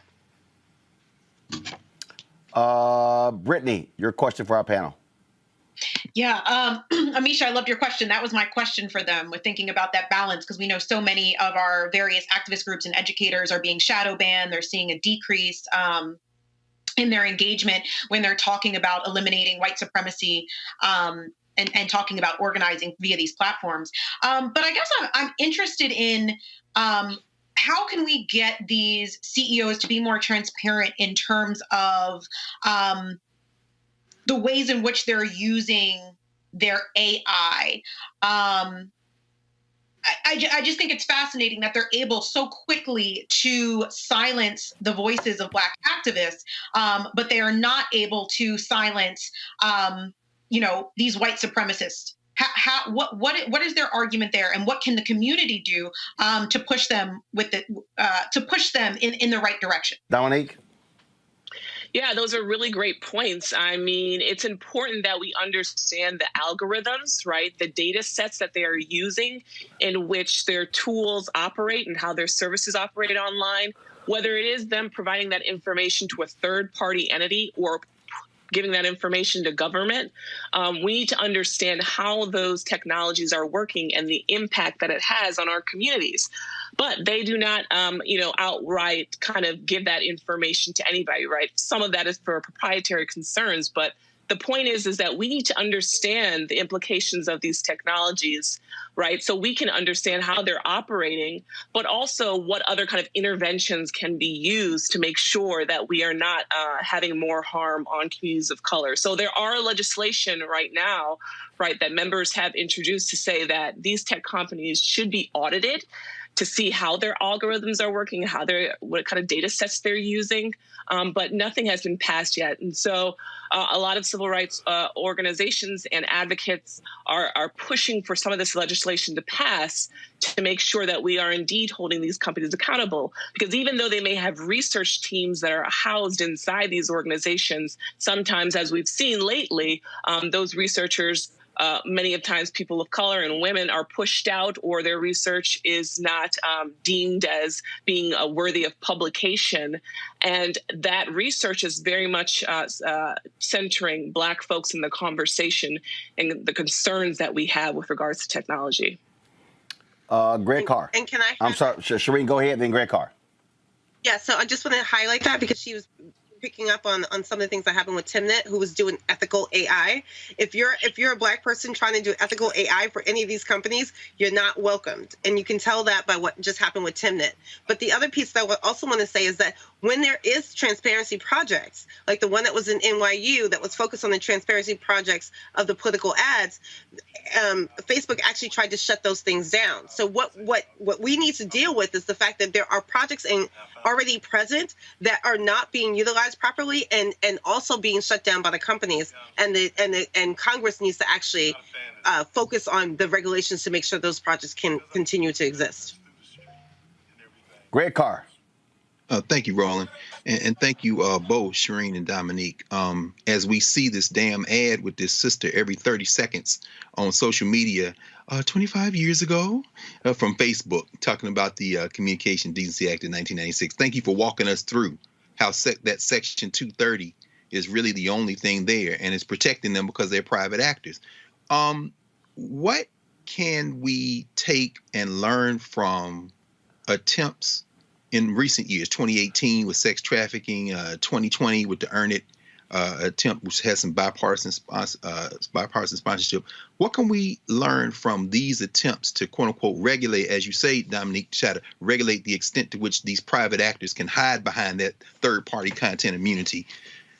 What can we learn from these previous attempts so that we can basically call Zuckerberg's bluff and put some teeth in regulation? And I say that because he's clearly been out here saying, we want you to do it. We want you to regulate us, realizing that that the response could be to put some regulation in that would only require them to make a good faith effort, which means they still wouldn't have to comply with anything. And how comfortable are you all with attempting to go past that? And can we learn anything from previous attempts to regulate them around issues like sex trafficking? So, I mean, we think it's very important that Section 230 at least stands, but we need to reform it, right? We need something that still, says to tech companies, you should remove content that is harassment, that is, negative, whatever. So we need that kind of regulation still standing. But I think what you're getting to is that we certainly need bipartisan support on this issue. Today in the hearing, what I saw was Republicans focusing on children and the impacts of technology, which is important. And Section 230 does help in protecting child pornography not being on contents. But we also need to understand the discrimination that is happening because of these technologies and the data in which they are using. And so we need people on both sides of the aisle to understand this is a real problem and to come to some agreement with passing legislation. Another concern of ours is around privacy, right, and how that relates to Black folks and discriminatory outcomes of the personal use of their information. We need that to be federal legislation because there are states right now coming up with their own rules, right? This is why tech companies want some kind of federal law so that they don't have to comply with California privacy laws or New York privacy laws. Well, the point is that without this kind of legislation at the highest level, then they are out to do whatever they want, and they can come up with their principles and they can come up with good ethics and good ways to do business, but still end up harming the communities that are vulnerable and the ones that we care about the most. Mm-hmm. Thank you. And my answer to that is the Lawyers Committee on Civil Rights actually has a document called DDoS, which is a play on DOS, DDoS. But there's a framework there for the legal aspects from a state perspective on basically claiming that social media companies are public spaces and using the public spaces law that could be utilized in some of this. So I think there's ways that we can do this that does not even have to go through Congress, but that can be a state level framework that we look at in terms of how we can hold these companies accountable. Because they're saying regulation, but they're also dancing around what that regulation looks like. Zuckerberg actually admitted to wanting transparency documents from all the groups while he's blocking that, right? But he's also said something about making sure that there was clear illegal aspects that they can follow. So if we put those laws in place, then that makes it legal to clear legal lines that they have to deal with in terms of public spaces. So I think there's ways to deal with this. I just think that we're not being forward enough about how to navigate that in terms of that regulation, but also the existing laws. All righty. Dominique and Shireen, we surely appreciate it. Thank you very much for joining us. Thank you. Thank you for having me. Folks, going to a break. We come back. A Facebook group, private, cops in Pittsburgh. There are racist comments on it. Shocking. Next, a Roland Martin Unfiltered.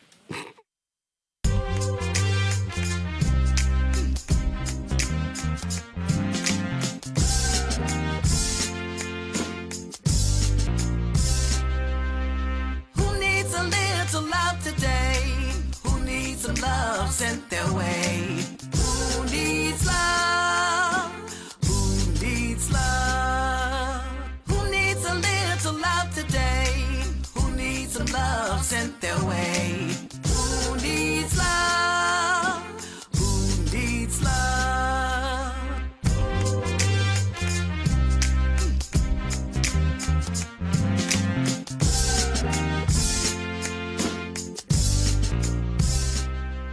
This is Essence Atkins. Hey, I'm Deion Cole from Blackish. Hey, everybody, this is your man, Fred Hammond, and you're watching Roland Martin, my man, Unfiltered.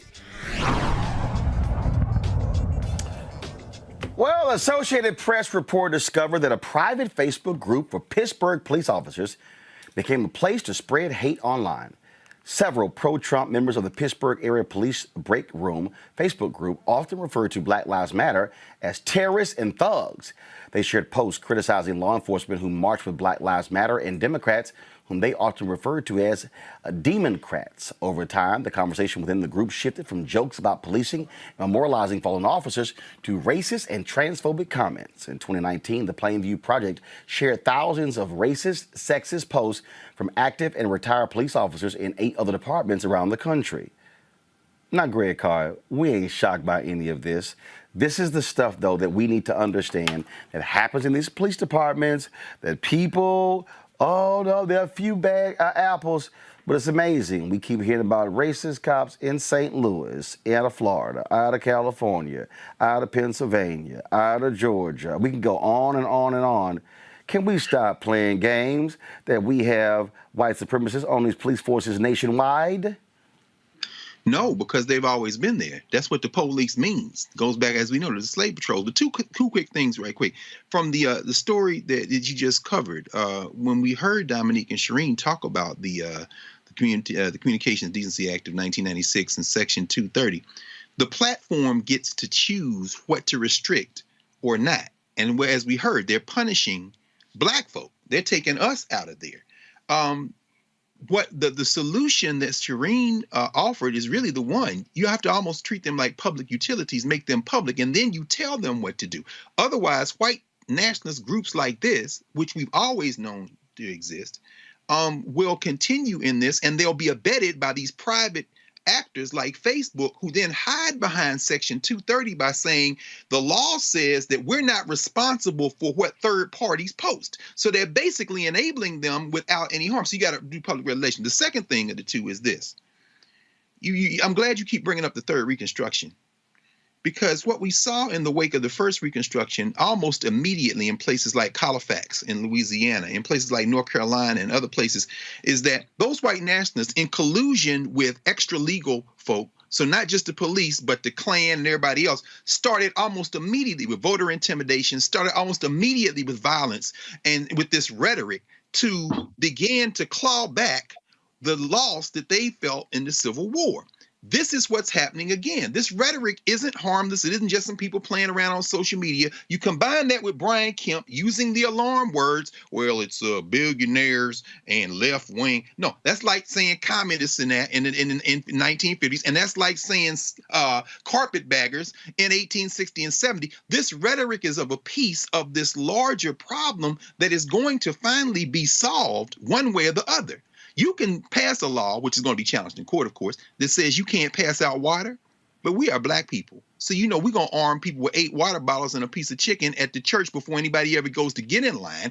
And then when you show up with your gun because you think the police going to be on your side because you've been monitoring the Facebook chat, when them young brothers and sisters in the Not Effing Around coalition in Georgia show up on the other side, this is when we're going to have a decision to make. All this is going to end up probably in violence, unless we come up with different types of solution to disarm them. And part of it, I think, is disarming Facebook, regulating it like a public utility, and that then takes the decision out of the hands of Mark Zuckerberg, whose company's worth $800 billion right now. Racist cops. What a shocker, Amisha. It's one of those things where I'm like, color me surprised, Roland. At the end of the day, I agree with Dr. Carr here. We have seen generation after generation where police, law enforcement, to a large extent, the military as well, has become a home to white supremacists and white supremacist terror. So acknowledging the fact that they have found these private Facebook groups, and anything on social media isn't private. So that's, an oxymoron in and of itself. But they found these private Facebook groups where they feel open enough for them to be able to have these conversations with each other, where they not only share racial epithets, but they also share things that are essentially dog whistles to help to, stress their covert ideology around how they actually feel about Black Lives Matter, how they actually feel about the racial reckoning that we happen to be in, as well as how they feel about race and culture writ large. This tells us something not only about these officers, but about the fact that a continuation of people who are chosen to lead in law enforcement, who are chosen for these roles where they are to protect and serve, are individuals who inhabit very, very problematic viewpoints against people of color, specifically Black people. And that, to me, shows, again, this isn't a bad apple scenario, because if it was, we wouldn't see it across the country. We wouldn't see it for generations, time and time again, regardless of whether it's an urban or rural area. What we see is that this is the police department. This is who they are. And you cannot, and I get tired of hearing it, you cannot train your way into equity. That's not a thing. These are people who are brandished with guns and people who believe wholeheartedly that they are an elite class, that not only them, but their whiteness is an elite class, and that their job is to dismantle Black people, to dismantle the communities, to instill fear, to invoke violence. That is something where, I feel like this generation, when we talk about the defund the police movement, this is what they're talking about it for, because they recognize what many on the right, as well as some on the left, the moderates being the most spoken about, don't, in the sense that there's many people who are irredeemable. This is a system that is irredeemable. This is one that has to be broken apart and started anew. This is one that has to be removed from our culture as it exists today, because it is one that is more damaging than it is helpful. And it is one that automatically sees Black bodies as criminals. It is one that automatically sees Black bodies as something to dismantle and to disengage with. It is one that automatically sees Black bodies as not mattering. And it's one that automatically sees Black bodies as those that can be dismissed. And I think that that's very clear in those social media posts. Brittany? Yeah, I mean, I have to echo the things the other panelists said.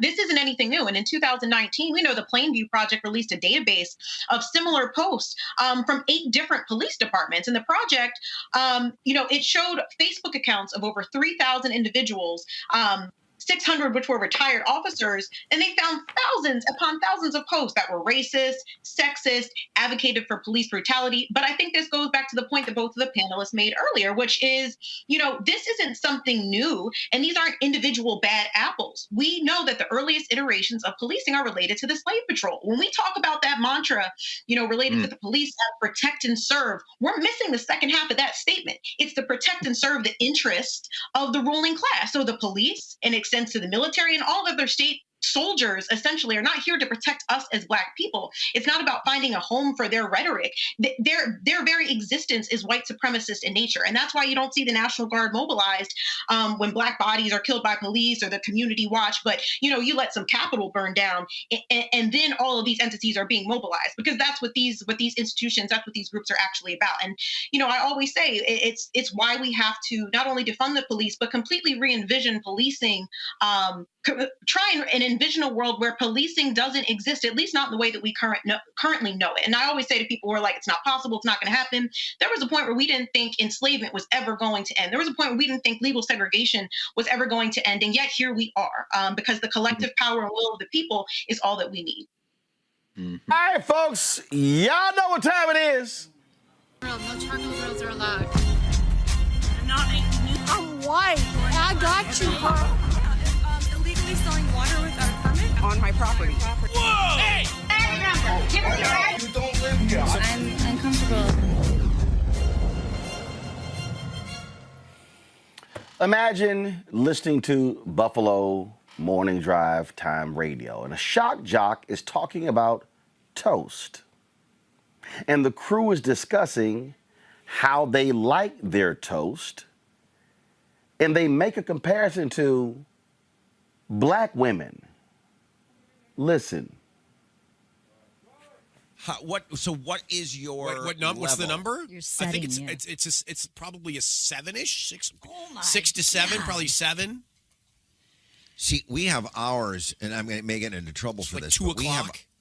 I have them to the attractiveness of women that I find to be attractive. So I will never go to a Serena Williams level, but I'm very comfortable with, like, I'm very comfortable at a Halle Berry level. Mm-hmm. Okay. I need a little bit of mulatto still coming through. It can't be, not like, is Gayle King that's not in your realm? No, Gayle King is not even on my toaster. You about to lose your job. You about to lose your job. You are about to lose your job. WGRF 97 Rock radio host, former radio host Rob Letterman, said he was so comfortable with his toast. Well, let's just say as that clip went out, things didn't go so well. Not only that, Letterman also lost his job as a host for the National Hockey League's Buffalo Sabres, and his 2 co-hosts, who giggle at his comments, have been suspended. See, Greg, I keep saying, every time one of these white folk do this, 100 black people should apply for their job. I'm telling you, if they keep this up, we could end all black unemployment with this crazy ass white people segment. I don't know, Roland. The only reason I say I don't know, brother, is because clearly he was there because he was popular. We think of Don Imus. We think of Howard Stern, so-called shock jocks. We think of Rush Limbaugh. Now, well, I guess he's too far away from John Lewis to have a conversation given the proximate distance between heaven and hell, but they are popular. They have listeners. If you put black people in it, you put a black woman in that seat or a black man in that seat, and the ratings plunge. See, the thing that keeps these people going is not the individuals, it's the people who listen to them and the ad rate and the ad buy they can use it. I mean, you know this much better than all of us combined. And so when I hear something like that, of course, get rid of him, but that's just cutting the head off of the deeper problem. The problem is this is how non-white people are viewed, with black people at the bottom of a pyramid at which whiteness is at the top. And at the bottom of that pyramid of blackness is the black man and the black woman, depending on who's doing the talking. Mulatto, that conversation, that is about sexuality, that's about gender, that's about how women are viewed in general, and then black women in particular.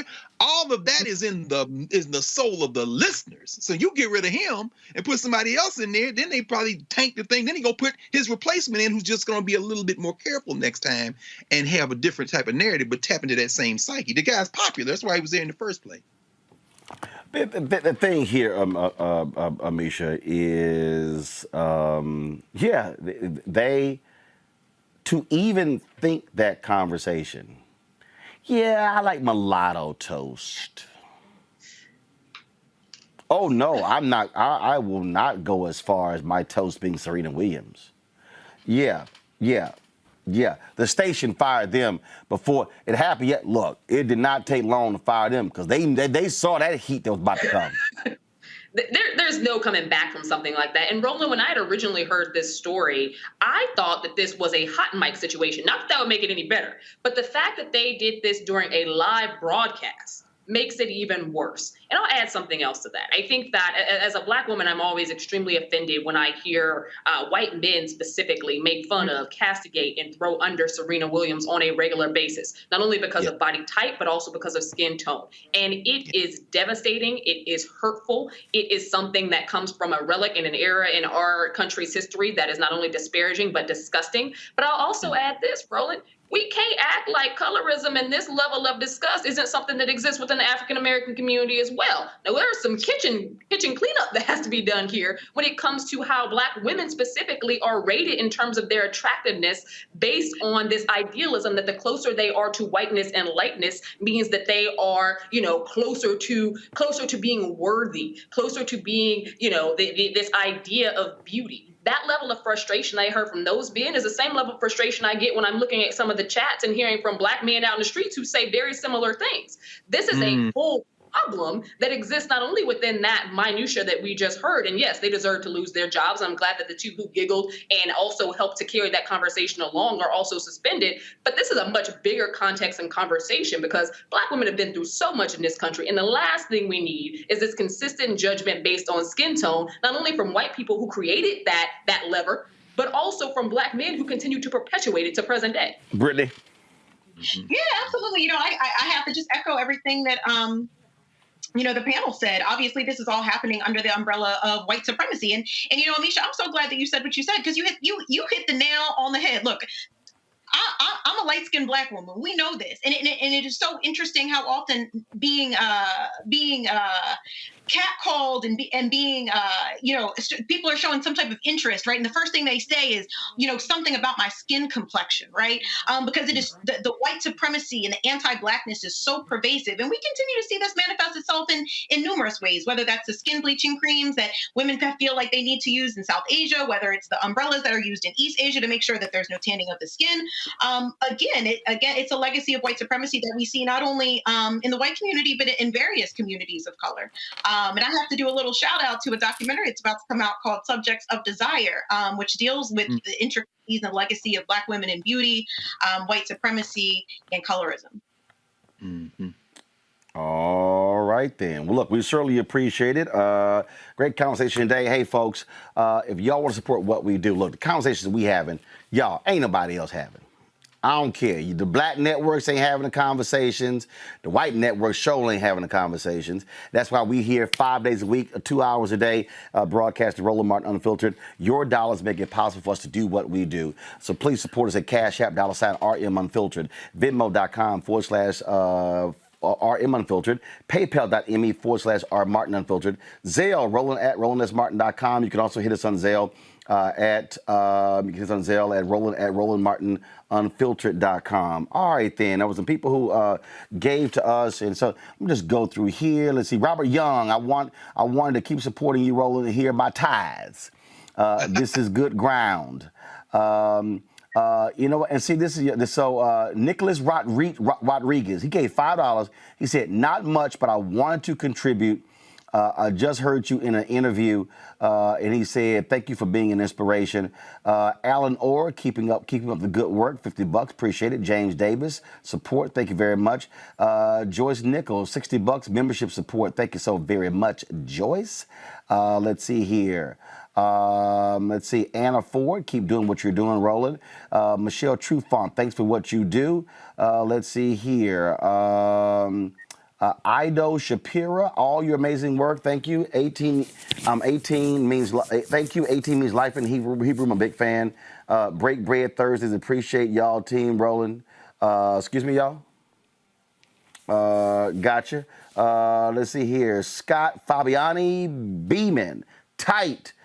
Thanks to you and all your panel contributions for the super refreshing, substantial, and depthful conversation. Just digging into the topics that need air.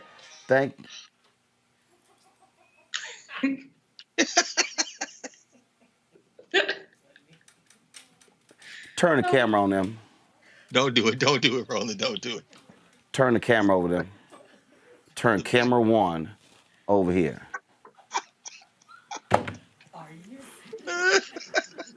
Turn camera 1 over here. Tasha, bring your ass back over here. Unfiltered. Y'all, so we sitting here. So my publicist, Tasha Whitten Griggs, I'm going to give you a whole government name. Now sit your ass down. You know what? It's all right. Y'all too damn slow. Go to my iPad. Ooh. Go to my iPad. Y'all too slow. Right there. So Monique Presley decided to pick Tasha up and bring her by the studio. So they've been sitting their ass over here for the last 2 hours watching a show. You would think in 2 hours you could turn your damn phone off. 2 whole hours. So here I am trying to give shout outs to the people who have contributed to the show, but y'all got to sit over there and make all that noise. Right there. Go on back. Take the shot. Them two right there. Go to my iPad. Go to my iPad. Go to my iPad. That's them right there. Right there. Right there. Making all that doggone noise. All right, come back. All right, let me go on back to read these names. See? Didn't think that was going to happen, huh? Rico Hooper, join the Bring the Funk fan club. Watch the show every day. Oline Snail, subscription 100. Thanks a lot. Michael Bryant, renew Bring the Funk fan club. What do I need to do to have my name on another color? Damon Franklin, I have no idea what you're talking about, Damon, but we'll figure it out. Is Smith Jr. to support your independence? Thanks a bunch. Peggy Joint, thanks to you, me and my family went to vote. See, y'all, this is what I keep trying to tell y'all. Peggy Joint, thanks to you, me and my family went to vote because you preached how crucial it was to go. Me and my 6 kids and grandkids. Thank you so much for doing what you do. That's, y'all, why we do what I do. Look, if y'all give on YouTube, I appreciate that. but we only get 55% of what y'all give. They get 45%. So if y'all gonna give if y'all gonna give money, give direct so we can get the whole 100%. Okay, I appreciate that. And so tomorrow I'm gonna read more names of people who've given. Let's see. I got some stuff in the mail. I'm gonna read this. Erica's recuperating. She had a little accident, but she's all good. She'll be back April 1st. Reese, y'all, is on maternity leave. She's like, look, hold my spot. So Reese is on maternity leave, and so Greg is Greg is the only one left. We guarantee Greg will never go on maternity leave. Well, he might go, but it won't be because he had a baby. Let's see, Moses Cooper. He only gives birth. I don't give birth. Moses Cooper, your show is my news source. I watch you every day. Thomasville, Georgia. Moses, I appreciate that, man. Thank you so very much for your contribution to the show. And somebody sent this here. Let me go ahead and read this here. And see, some of y'all who are watching right now on YouTube and Facebook, y'all keep getting a free ride. So, y'all need to hook. So who is this? Deborah Ellerby. Deborah, I appreciate that. She didn't leave a note, but Deborah, I appreciate your contribution to our Bring the Funk fan club. Hey, y'all, don't forget, if you give $50 or more, you get a personal shout out. Okay, that's how we do it. And so thank you so very much. Folks, I'm going to see y'all tomorrow. Do not forget, are we showing anything tonight? Don't forget the Black Women's Roundtable having their virtual summit. We have been live streaming their conference. It started yesterday. It happened today. It's going to happen tomorrow, for tomorrow, Saturday, and Sunday. So we're going to be actually streaming it all weekend. Please go to our YouTube channel. If you missed my commentary yesterday on Meghan McCain and her white privilege, y'all really want to see that, go to our YouTube channel. You'll see it there as well. And when y'all watch us on our YouTube channel, that's really the best place to get to let folks know. And yes, y'all, we are making way. We're making way for our OTT channel. That way we can be completely independent. And so we'll still be on Facebook and YouTube. We'll have our own channel. It's going to be Apple TV. It's going to be Fire Stick. It's going to be Samsung TV. It's going to be Xbox. And I'm missing some others. It's going to be. And so your contributions, I'm up front with y'all. That cost us $153,700 to get all of our OTT channels up and running. And so we appreciate it. That's why your support matters to do what we are able to do. So thank you so very much for all that you do. And also shout out to Ashley with Forever First. Her dad is the former acting president of Alpha Phi Alpha. And so this is her company. So she sent me this shirt. So I certainly appreciate it. I know, Greg. I know you wanted it, Greg. I was looking, man. I know you. So it's Forever First. And it's PH. Hold on one second. It's PH. What the heck is it? It's PH something. Hold on. It's not spelled the normal way. Forever First is PHOREVER.PHIRST.com. And so I appreciate that. And so Ashley, only because I like your daddy, you got that free shout out. So I expect, Ashley, you to be joining the Bring the Funk fan club at a higher rate than $50. Because you got a shout out on my Instagram page and on the show. So, Ashley, that's going to cost you. I'm just saying. All right, y'all. I will see y'all tomorrow.